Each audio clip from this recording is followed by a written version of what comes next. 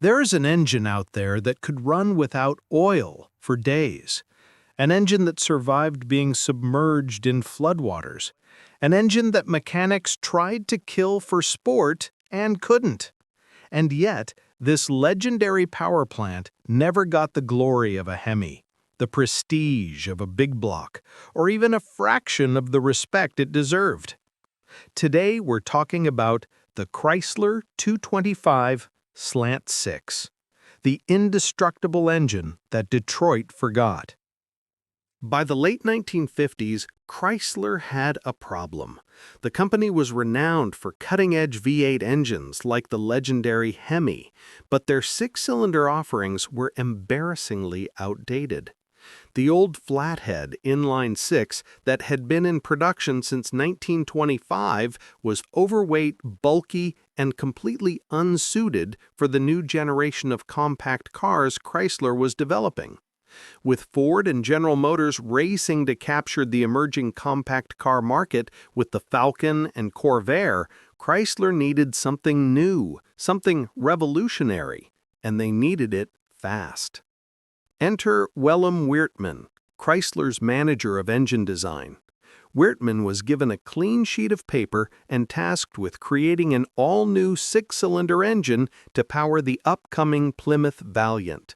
The design brief was clear: reliability, durability, and efficiency above all else.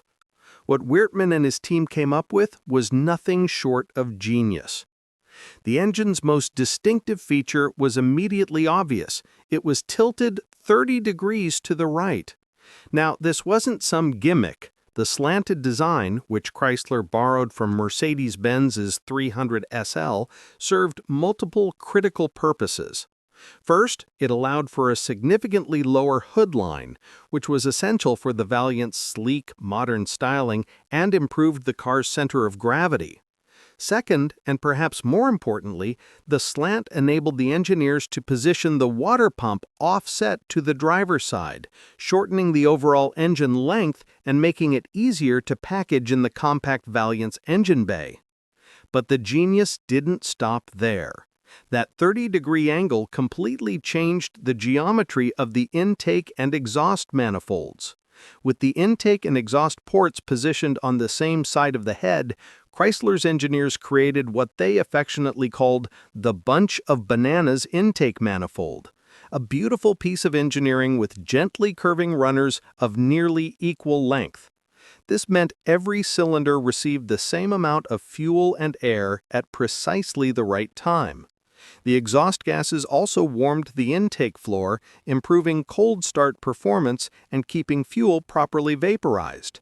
It was elegant, efficient, and effective. The Slant 6 debuted in 1960 in two displacements. The 170 cubic inch version, designated LG for low G, featured a 3.40-inch bore and a 3.125-inch stroke. This smaller engine was designed specifically for the compact Valiant and produced 101 horsepower and 155 pound-feet of torque. The larger 225 cubic inch variant, called RG for raised G, shared the same 3.40-inch bore but featured a much longer 4.125-inch stroke. This gave it an actual displacement of 224.7 cubic inches and produced a respectable 145 horsepower at 4,000 RPM and a stout 215 pound-feet of torque at just 2,800 RPM. But here's the thing. For one brief, glorious moment, the Slant 6 was a legitimate performance engine. In 1960, NASCAR decided to create a special racing series for the new compact cars flooding the American market. This was supposed to showcase the Ford Falcon, Chevrolet Corvair, and Plymouth Valiant in head-to-head competition. NASCAR scheduled two races in conjunction with the 1960 Daytona 500, and all three manufacturers scrambled to prepare. Ford and Chevrolet seemed to put in half-hearted efforts. But Chrysler? Chrysler came to play. Tom Hoover, the brilliant engineer who would later mastermind the 426 Hemi, was tasked with developing a high-performance version of the 170 cubic inch Slant 6. What his team created was called the Hyperpack, and it was absolutely wild. The Hyperpack package included a radically redesigned intake manifold with runners that stretched an incredible 15 to 17 inches long. The carburetor sat nearly 2 feet away from the cylinder head. This wasn't just for looks. Those long runners took advantage of pressure waves that pulsed back and forth between the intake valves and carburetor, creating a resonant tuning effect that acted like a mild form of free supercharging around 4,500 RPM.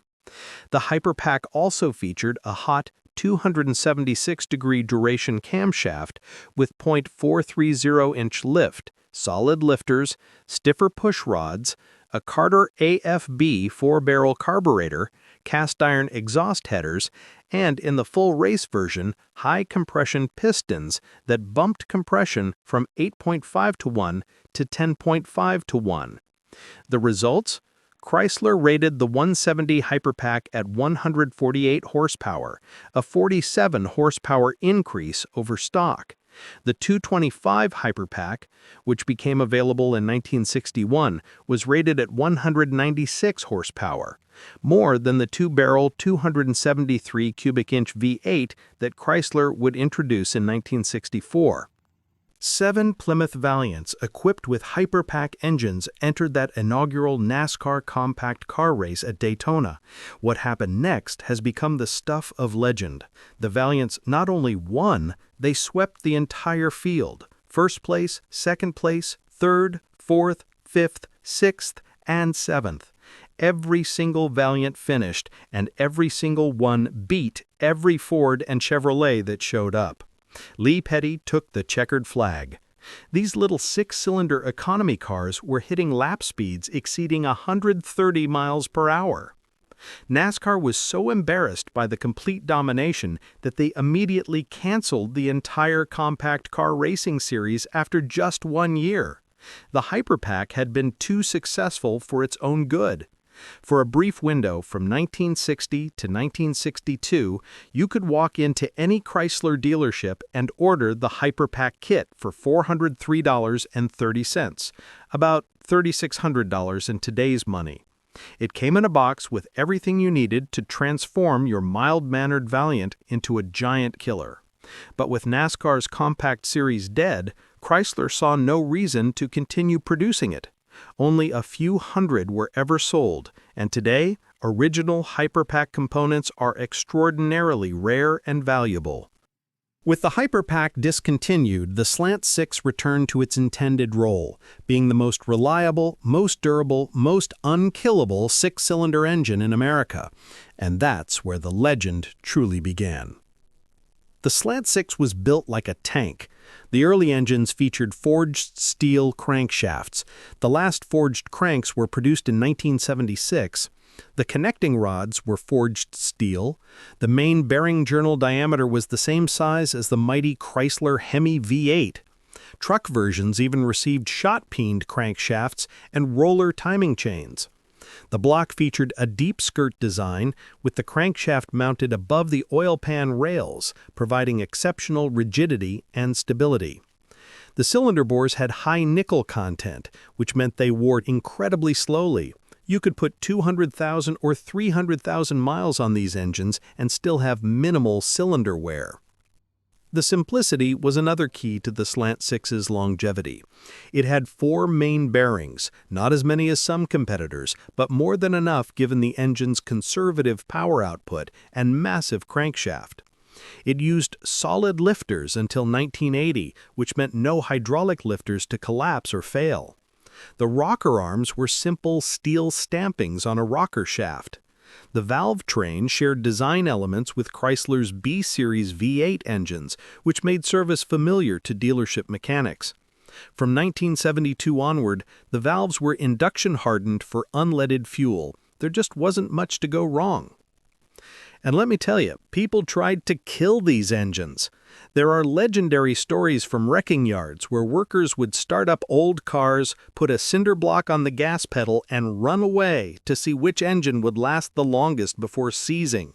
Volkswagen air-cooled engines would last about 3 seconds. An old Hudson flathead managed 9 minutes. But Slant Sixes, they just kept running. Stories abound of Slant Six engines running for miles with no oil on the dipstick, driving through floodwaters up to the seat, blowing heater hoses on the freeway and overheating until the engine seized, only to have coolant and oil refilled and the engine start right back up and run for years afterward. One owner recounted driving his Dart with the engine making banging noises and steam pouring from under the hood. When he finally stopped, the engine had no coolant left whatsoever. He fixed the lower radiator hose, added 4 quarts of oil, and that car ran for several more years. Another person intentionally drained the oil from his Slant Six and drove it around town for days without so much as a knock before giving up and putting the old oil back in. The engine just refused to die. There's even a story from a Mopar mechanic who said, "We used to say with a Slant Six that oil and coolant were optional. It became common wisdom that if you wanted to put your teenage kid in something safe and reliable, you put them in a car with a Slant Six." The Slant Six's reliability made it incredibly versatile. It wasn't just a car engine, it was an industrial powerhouse. Over its long production life, the Slant Six found its way into Dodge and Plymouth cars, Dodge trucks, agricultural equipment, forklifts, combines, boats, airport tugs, school buses, and even industrial generators. Massey Ferguson used Slant Sixes in their combines. If you needed something that absolutely positively had to run no matter what, you put a Slant Six in it. The 225 became the most popular variant by far. While the 170 was discontinued after 1969 and replaced by the 198 cubic inch version from 1970 to 1974, the 225 soldiered on. It was standard or optional in everything from the Plymouth Valiant and Dodge Dart compacts to full-size sedans like the Plymouth Fury, from muscle car platforms like the Dodge Challenger and Plymouth Barracuda to pickup trucks and vans. For 1980 and 1981, you could even get certain Cadillacs with an Oldsmobile 350 V8 because of California emission standards. But a 225 Slant Six? That engine met emission standards everywhere it needed to and kept on truckin'. The engine saw continuous refinement throughout its life. In 1961, Chrysler briefly produced aluminum block versions of the 225. Over 50,000 were made between 1961 and 1963. However, these aluminum blocks proved troublesome. The cast-in-place ferrous cylinder liners had a tendency to separate from the aluminum block casting, and they required special head gaskets. Production costs were higher, and reliability wasn't up to the iron block's standard, so Chrysler discontinued them. By 1975, the 198 was dropped in favor of making the 225 the standard 6-cylinder across the board. That year also brought an all-new cylinder head design that eliminated the troublesome spark plug tubes. The earlier heads had aluminum tubes separating the spark plugs from the push rods, and these tubes could leak oil. The new 1975 head design used crush washers instead and eliminated the tubes entirely, though it did require removing the head to adjust or replace lifters. In 1977, Chrysler introduced the Super 6 package, which was essentially a detuned Carter BBD 2-barrel carburetor borrowed from a V8 application. While not a true performance package like the Hyperpack, the Super 6 did improve throttle response and power delivery compared to the wheezy single-barrel carburetors that had been standard fare. The Super 6 became popular enough that it remained an option through the early 1980s. Unfortunately, the 1970s were not kind to the Slant Six, or any American engine for that matter. The combination of tightening emissions regulations, rising insurance costs for performance cars, and the oil crisis of 1973 turned the entire automotive landscape upside down. Power outputs plummeted across the board. The 225 Slant 6, which had produced 145 horsepower in 1960, was down to just 95 horsepower by 1975. Compression ratios were slashed, catalytic converters were added, mechanical lifters were replaced with hydraulic units starting in 1980. The forged steel crankshaft gave way to a cast iron unit after 1976. Smog equipment piled on, air pumps, EGR valves, increasingly complex vacuum line routing. By 1981, Chrysler added electronic feedback carburetors with oxygen sensors and primitive engine control computers. These late-model Slant 6s were temperamental, plagued by vacuum leaks, and a far cry from the robust simplicity that made the engine legendary in the first place. The 225 soldiered on in passenger cars through 1983. The last car to receive it was the Dodge Diplomat, Plymouth Grand Fury, and Chrysler Fifth Avenue, many of which ended up in police and taxi fleets. In trucks, the 225 lasted until 1987 in domestic applications. Marine versions continued until 1991. And remarkably, Chrysler's Toluca, Mexico engine plant continued building replacement Slant 6 engines all the way through 2000. Think about that. A basic engine design from 1960 was still being manufactured 40 years later. Here's something that really puts the Slant 6's durability into perspective. This engine outlasted multiple generations of Chrysler V8s. The 383, 400, 413, 426 Wedge, 440, and yes, even the mighty 426 Hemi all came and went during the Slant 6's production run. Chrysler's first-generation small-block V8s, the Polyhead 273, 318, and 340, were introduced and eventually replaced during the Slant 6's lifetime. Hell, the Slant 6 was still in production when Chrysler introduced the K-Car and its 2.2-liter four-cylinder engine. And yet, when you needed something that would start every single morning, run for hundreds of thousands of miles with minimal maintenance, and never, ever leave you stranded, you wanted a Slant 6. The lack of recognition is genuinely baffling. Sure, the Slant 6 never had the cachet of a Hemi, it wasn't going to win any drag races, you weren't going to light up the tires or turn heads at a stoplight, but isn't that missing the point? The Slant 6 represented everything that's fundamentally good about an engine. It was efficient. It was reliable. It was simple enough for a shade tree mechanic to work on with basic hand tools. It was understressed, which meant it had tremendous longevity built in. Parts were cheap and plentiful, and it would run under conditions that would kill almost any other engine stone dead.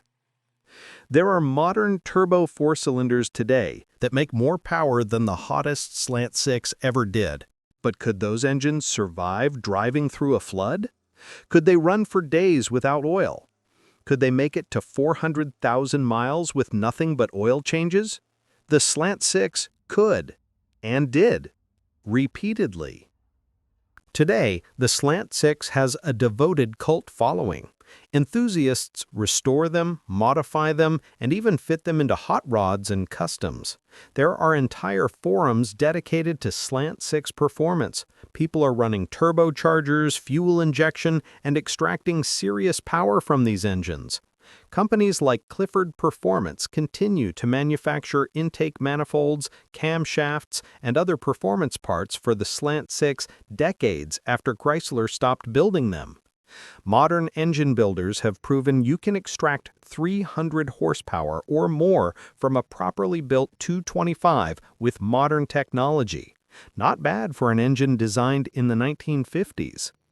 The 1975 and 1976 Dodge Dart Light and Plymouth Featherduster models featured the 225 Slant 6 with a 4-speed overdrive transmission or optional TorqueFlite automatic, aluminum hood and trunk bracing, and other weight-saving measures.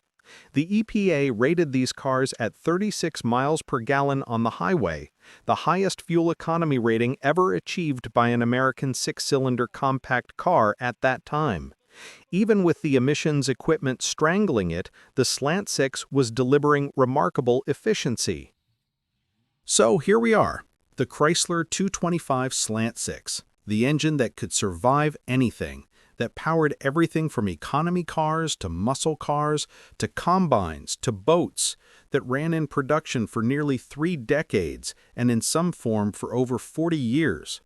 An engine that was nearly unkillable, that outlived several V8 lines, and that earned legendary status among anyone who actually owned one.